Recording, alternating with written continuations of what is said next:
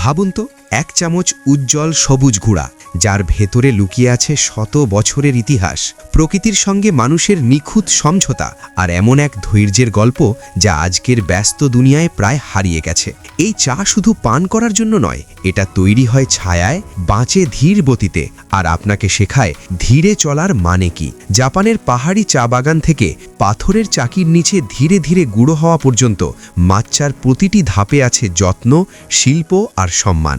আজ আমরা আপনাদের নিয়ে যাচ্ছি মাচ্চা তৈরির সেই অদেখা যাত্রায়, যেখানে একটি পাতা বদলে যায় এক কাপ শিল্পে। ভিডিওটি ভালো লাগলে অবশ্যই লাইক দিন, এক্ষুনি সাবস্ক্রাইব করুন আমাদের চ্যানেল। চলুন শুরু করা যাক মাচ্চার আসল গল্প।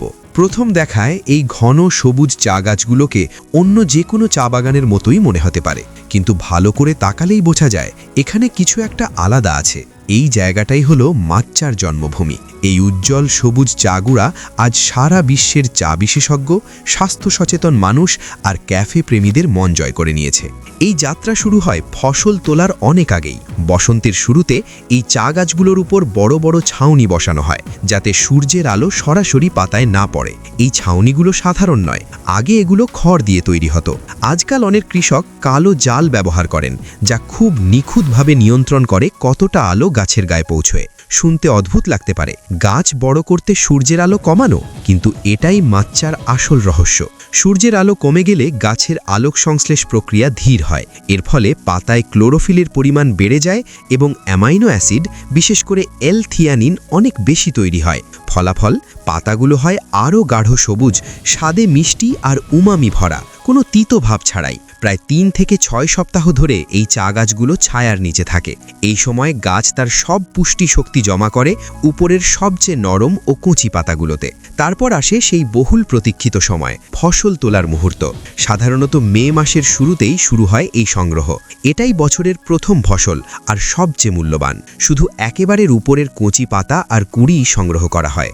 অনেক ঐতিহ্যবাহী খামারে আজও হাত দিয়ে পাতা তোলা হয়।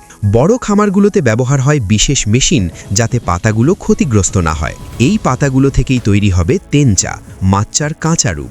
নিচের পুরনো পাতাগুলো রেখে দেওয়া হয় বা ব্যবহার করা হয় অন্য চা, যেমন সেনচা বা কুকি চা তৈরিতে। পাতা তোলার পর সময়ের মূল্য অপরিসীম। পাতাগুলো তখনও জীবন্ত, আর সামান্য দেরিতেই অক্সিডেশন শুরু হতে পারে। কয়েক ঘন্টার মধ্যেই পাতাগুলো পৌঁছে যায় প্রক্রিয়াকরণ কেন্দ্রে। এখানেই শুরু হয় সবচেয়ে গুরুত্বপূর্ণ ধাপ, স্টিমিং। মাত্র 20 থেকে 30 সেকেন্ড পাতাগুলোকে বাষ্প দেওয়া হয়। এই অল্প সময়েই অক্সিডেশন পুরোপুরি থেমে যায়।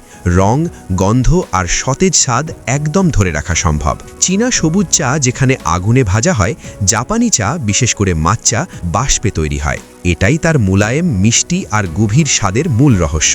স্টিমিং শেষ হতেই পাতাগুলো দ্রুত ঠান্ডা করা হয়। বড় বড় এয়ার ব্লোয়ার পাতার উপর দিয়ে বাতাস চালায়, যাতে আর্দ্রতা সরে যায় আর পাতাগুলো আলাদা থাকে।